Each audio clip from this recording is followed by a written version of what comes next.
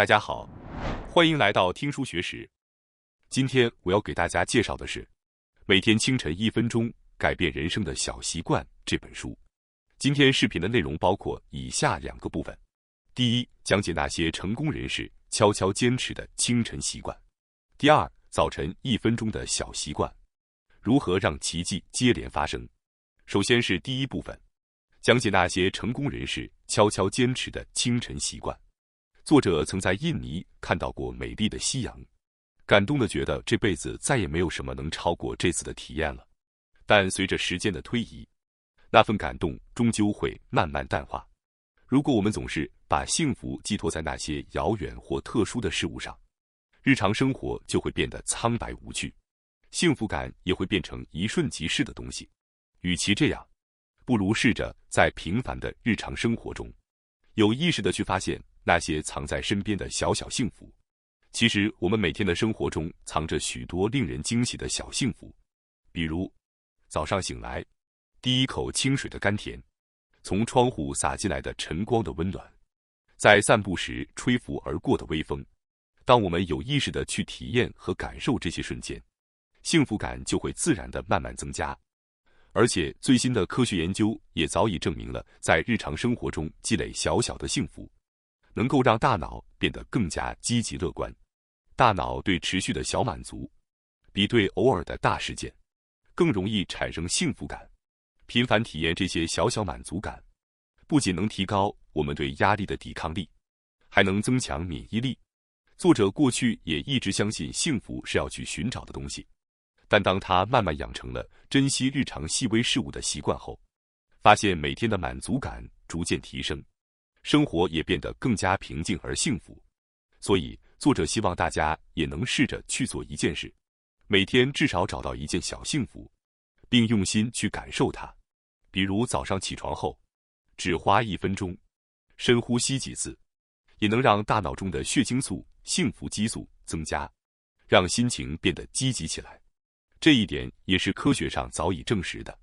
无论多忙，每天1分钟，谁都挤得出来。而就是这个小小的习惯，能一点点地丰富你的人生。作者自己也每天在练习寻找小幸福。从今天开始，不妨就试着去养成这个习惯吧。因为去发现日常生活中那些散落的小幸福，才是让人生变得丰盈的最大秘诀。接下来我就要开始为大家介绍一些每天早上1分钟改变人生的小习惯。首先第一个，就是每天早晨花1分钟，问问自己，如果不用在意金钱，我最想做什么？几年前，有位朋友曾经这样问作者，如果不用考虑金钱，可以自由选择人生的话，你想做什么？直到现在，作者都忘不了这个问题。他甚至觉得，这可能是世界上最重要的问题。因为当你暂时将金钱这个因素剔除掉之后，才能真正、纯粹、诚实地面对自己内心真正渴望的东西。比如，作者自己的答案，多年来一直没有改变，那就是在自己喜欢的时候，按照自己喜欢的方式，为动物们付出关爱与行动。作者非常喜欢动物，也很享受照顾他人的过程。而作者当年选择学习兽医学，也是因为那是自己真心热爱的领域。像这样，作者平时非常清楚自己喜欢什么，然而在日复一日的工作与生活中，也会偶尔感到疲惫，或者对人生产生疑问。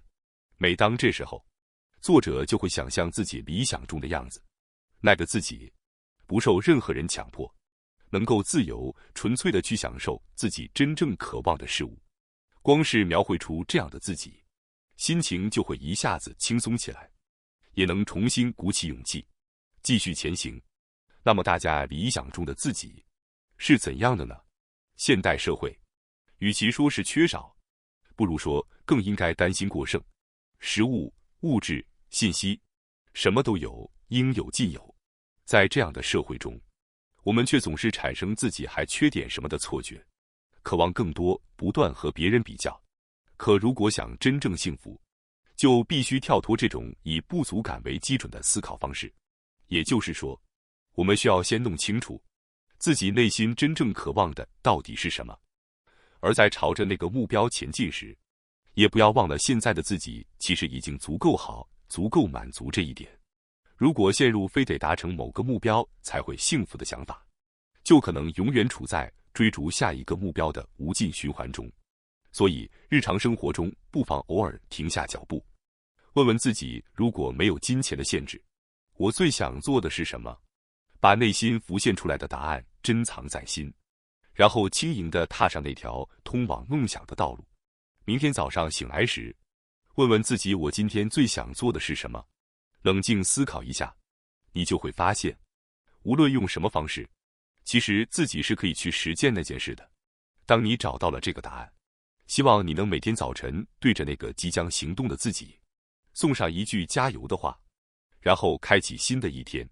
接下来第二个想介绍的，每天早上1分钟，改变人生的小习惯，是将自己执着的放不下的念头，想象着流向虚构的山谷中，让它随风而去的习惯。近年来，极其自律的年轻人越来越多，他们追求过上极致充实的人生，清晨早起，读书学习，为了获得经济自由而学习投资和资产管理知识。他们挑战零消费生活，勒紧钱包，过着极端节俭的日子，拼命存钱。他们讨厌浪费时间，一秒也不肯松懈，始终高效行动，其目的就是为了获得更好的生活，为了将来的自由。而现在甘愿做出牺牲。他们精通投资组合管理，比较利率高的存款产品，热衷于增加资产。然而，在这里会产生一个疑问，即便付出了这么多努力，积累了财富之后，究竟是为了什么目标呢？拼命努力生活，最终又能得到什么？当被问到赚钱之后，你打算做什么时，大多数人都无法立即回答。有些人会说想早点退休，和所爱的人一起生活，或者想自由地去旅行。但这里不能忽视的一点是，他们并没有在此刻感受到幸福。作者自己曾经也是这样，细致地管理时间，追求成果，害怕生产力下降，即便身体不适，也强撑着靠营养饮料勉强打起精神，试图把每1分钟都高效利用。一旦计划有偏差，就责怪自己。就这样一路拼命奔跑，结果作者彻底燃尽了。一直以来，他都以为必须更加努力，必须更加高效才行，但那样的生活真的能带来幸福吗？于是作者决定重新审视自己的价值观。首先，尝试放下那些自己原本认为非常重要的事情，结果令人惊讶，即便减少了一些日程和任务，生活也没有崩溃，反而内心多了余，每一天都过得更加平和。那么为什么我们总是觉得自己还不够，还想要更多呢？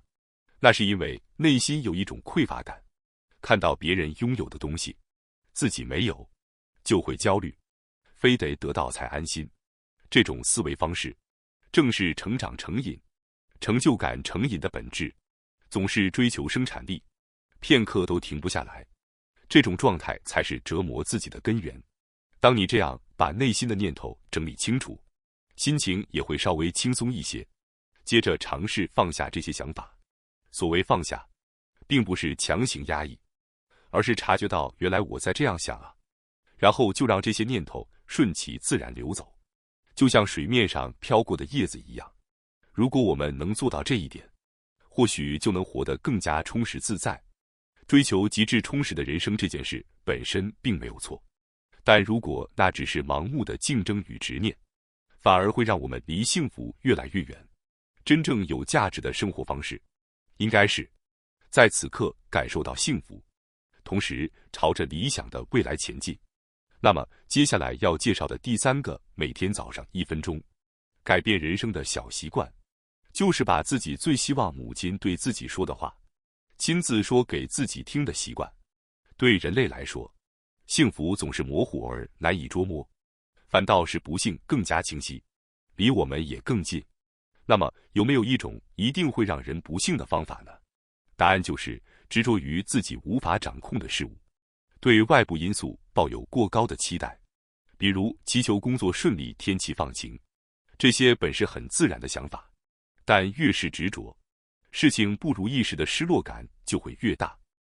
而我们最该铭记的是，这个世上最无法如你所愿的，就是他人的心。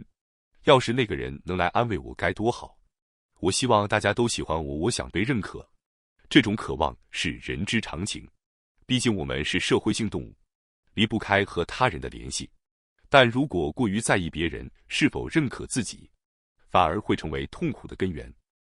而且就算真的被认可了，那份喜悦其实也很短暂。越是对他人抱有期待，失望也就越大。特别是像家人、恋人这种关系亲密的人，期待越高，失落越深。作者本人也曾陷入过这样的期待陷阱。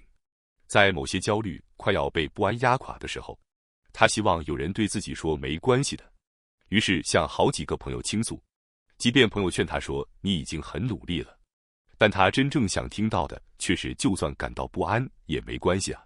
当他终于察觉到这一点时，第一次明白自己渴望的那句话，其实别人是无法给予的。那么该怎么办呢？答案其实很简单，把自己曾经希望别人对自己说的话，亲口对自己说出来，别再把情绪寄托在别人的反应上，而是由自己来支撑自己。最后还有一个小建议，把自己最想听的一句话写在纸上，贴在显眼的地方，每天早上醒来时，大声读出来。比如，我就是我这个样子就很好，即使感到不安也没关系，我是一个很有价值的人。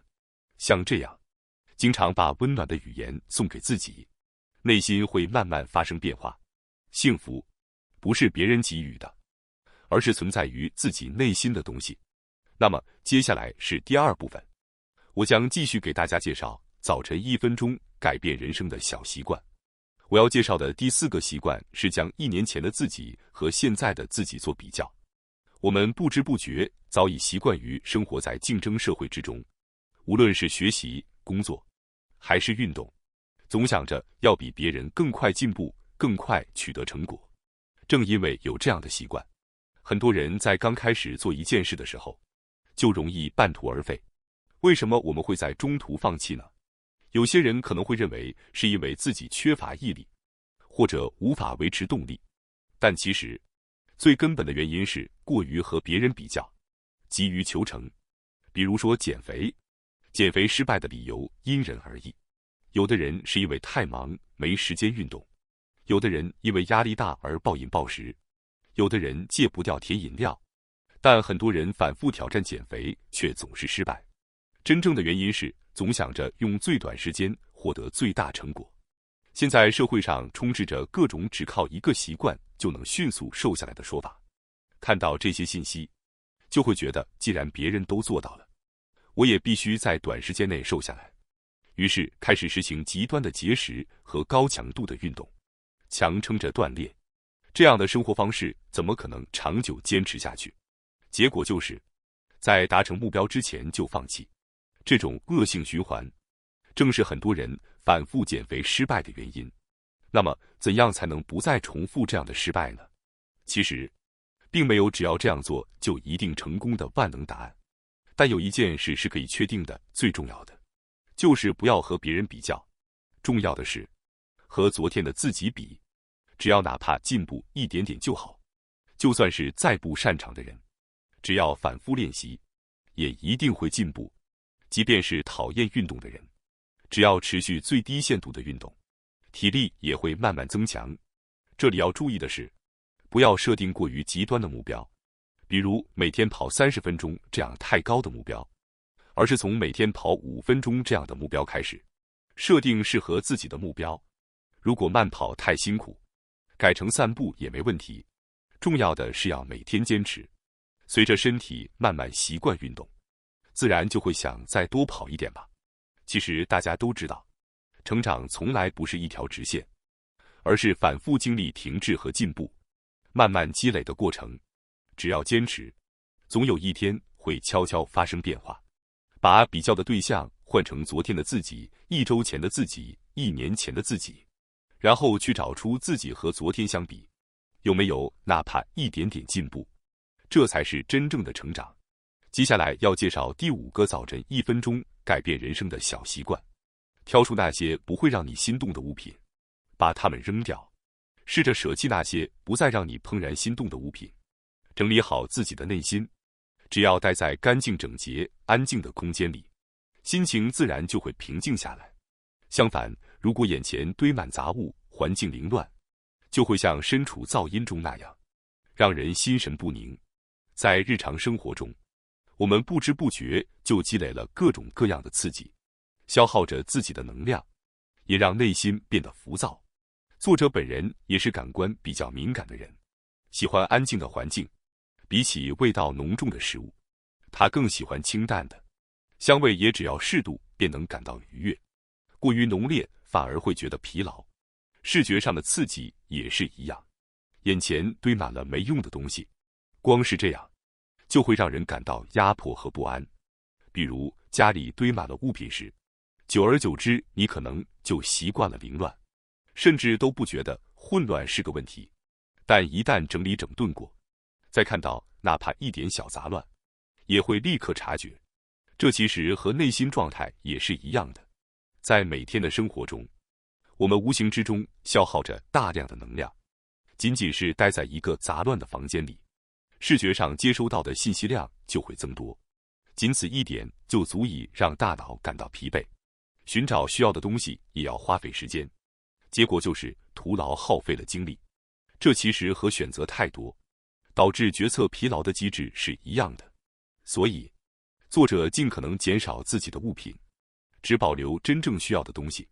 建议大家每个月至少一次，回顾一下自己是否真的需要这些东西，把那些已经无法让自己心动、不再重要的东西果断地舍弃掉。这样一来，自己真正珍视的事物就会变得清晰起来，并且一旦有过舍弃的经验，下次再要购买新物品时，也会先停下来思考，这真的有必要吗？我们的时间和精力是极其有限的，这是个无情的现实，不能视而不见。正因如此，减少不必要的负担，只挑选真正重要的事物变得格外重要。归根结底，我们真正匮乏的，并不是物品或服务，而是高质量的睡眠和适度的运动。正是这些，才能让身心保持健康，让日子过得充实而满足。最后，作者建议不妨先尝试一些小小的挑战，因为如果一开始就挑战很大的目标，一旦失败，所受到的打击也会更大。但如果是很小的事情，即使失败了，也没什么大不了的。比如说，早上起床后好好叠好被子，或者养成每天早上稍微活动一下身体的习惯。也许有人会质疑，这么小的事情，真的会有什么改变吗？但实际上，正是这些微小的日常动作，逐渐在悄悄锻炼我们的内心。比如，每天坚持简单的运动，便能慢慢培养起对自己的信任感。像运动这样容易养成习惯的行为，正是培养自信心最有效的方法。科学研究也已经证实，规律的运动习惯能够提升自尊心，增强心理抗压能力。即便如此，或许仍有人担心，如果连这样的小挑战都失败了怎么办？